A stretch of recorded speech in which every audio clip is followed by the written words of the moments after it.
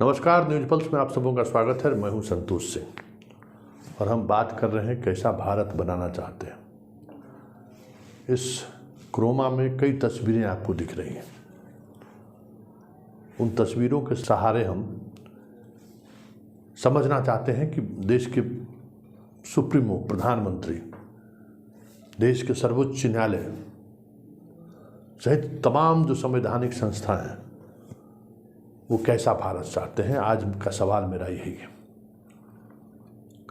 क्योंकि जिस तरीके से नेहा सब यूपी पुलिस ने सवाल जवाब किया है, अब उन पर FIR दर्ज की गई है। ठीक उसके पवन खेरा की कल जो घटना घटी एयरपोर्ट पर, आप सबों को मालूम है कि किस तरीके से उन्हें प्लेन से उतारा गया, जिसे लगता है वो कोई आतंकी अंदाज तो वही था। हंगामा हुआ एयरपोर्ट पर।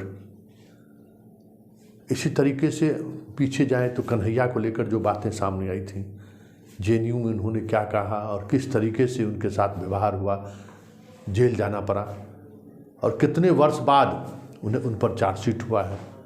केस अभी भी ट्रायल में है। कई ऐसे लोग हैं, जैसे गोरखपुर के डॉक्टर कपिल, याद होगा कि ऑक्सीजन के अभाव में बच्चे की मौत हुई थी। वो अपने क्लिनिक से ऑक्सीजन लेके किसी तरीके से अस्पताल में बच्चों का वो ट्रीटमेंट करते और उसके बाद जिस तरीके का जुल्म शुरू हुआ, कितनी मुकदमे उन पर दर्ज हुए, बताइए। आखिरकार उनको यूपी से भागना पड़ा। याद होगा केरल के एक पत्रकार एक स्टोरी करने के लिए यूपी आया था, उसको गिरफ्तार कर लिए। 2 वर्ष तक वो जेल में रहा। प्रश्न पत्र लीक मामले में खबर चलाने वाले यूपी की ही हम बात कर रहे हैं। पत्रकार को पुलिस ने गिरफ्तार करके जेल भेज दिया। स्टेन स्वामी, जिनकी मौत हो गई है, इलाज के दौरान जेल में बंद थे। झारखंड से उनको पकड़ के ले गया मालेगांव के मामले में। कहा यह गया कि ये मोदी के हत्या की साजिश रच रहे थे। जिस मामले में पेगासस को लेकर भी पेगासस के खुलासा सामने आया। ऐसे इस 14 से लेके अभी तक की अगर हम बात करें तो ऐसे बहुत सारे मामले हैं, सैकड़ों मामले हैं, जिस मामले में यह कहते हुए कार्रवाई की गई है यह अभिव्यक्ति की आज़ादी नहीं है। अब भाई बताइए, प्रधानमंत्री के साथ कुछ मजाकी लहजे में या कुछ इस तरीके का बयान दिया तो भाई आप उसको जेल भेज देंगे, वो भी एक नेता है। और अगर ये गलत है, हम मान भी लें कि गलत है, तो फिर निपुण शर्मा पर कार्रवाई क्यों नहीं हुई? अर्नब गोस्वामी पर क्यों नहीं कार्रवाई हो रही है? क्यों नहीं कार्रवाई हुई? कपिल मिश्रा, याद होगा दिल्ली दंगा के दौरान किस तरीके से हेट स्पीच देते हुए सार्वजनिक रूप से देखे गए, उन पर कार्रवाई नहीं हुई। इस तरह के कई दर्जनों नहीं सैकड़ों मामले हैं जिन पर कार्रवाई नहीं हो रही है। हेट स्पीच तो छोड़ दीजिए, कई तरह की चीज़ें गांधी जी के बारे में उसी अंदाज में बोलते हैं, संविधान के बारे में बोलते हैं, सर्वोच्च न्यायालय के फैसले पर सवाल करते हैं, विपक्षी नेताओं के बारे में अपशब्द का इस्तेमाल करते हैं, लेकिन उन पर कार्रवाई नहीं होती है। उन पर अगर कहीं मुकदमा भी दर्ज होता है तो उस मुकदमे को लेकर भी जिस तरीके से विपक्ष के मामले में जितनी सक्रियता पुलिस दिखाती है, सत्ता पक्ष का जो हमदर्द लोग हैं उन पर कार्रवाई करने से पुलिस बचती है।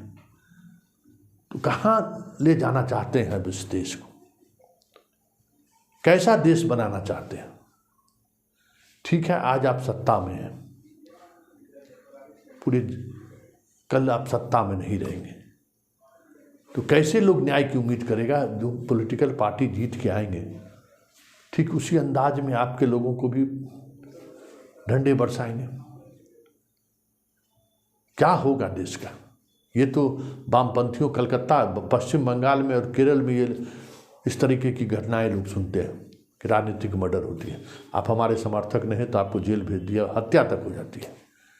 तो क्या आप पूरे देश को इसी माहौल में ले जाने की कोशिश में लगे? इन 2 राज्यों की वजह से तो भारतीय डेमोक्रेसी पर सवाल खड़ा हो ही रहे हैं। अगर ये माहौल पूरे भारत में बन जाए कि आप अगर सरकार के साथ हैं तो सब कुछ कर जाए, सरकार के साथ नहीं है तो फिर आपके लिए सब कुछ, कोई राइट आपका नहीं है, अगर ये स्थिति बन जाए जो बनाने की कोशिश हो रही है 2014 से, तो इस भारत के होने का मतलब क्या होगा? जहां आप विरोधी आवाज को दबाने के लिए किसी भी हद तक चले जाएं, क्या होगा इस देश का? बड़ा सवाल है। और संवैधानिक संस्थानों पर बैठे हुए पदाधिकारी अधिकारी जिस तरीके से चुप्पी साधे हुए हैं, क्या सत्ता अगर बदल गई, सरकार बदल गया, तो उनके साथ क्या होगा? कभी उन्होंने सोचा है? तो यही समझने की जरूरत है कि आखिर नेहा ने कुछ काबा कह दिया तो उसके लिए हम इस हद तक चले जाएं, ये तो बहुत मुश्किल बात है। पवन खेरा ने प्रधानमंत्री को लेकर कोई टिप्पणी कर दी, राजनीतिक टिप्पणी ही सही, उसके लिए इस हद तक पुलिस पहुंच जाए कि असम से दिल्ली एयरपोर्ट पहुंच जाए गिरफ्तार करने के लिए, तो क्या होगा? जहां विपक्ष की सरकार होगी वहां सर दूसरे सरकार के खिलाफ एफआईआर दर्ज करके कार्रवाई करेंगे। कब तक आप रोक पाएंगे?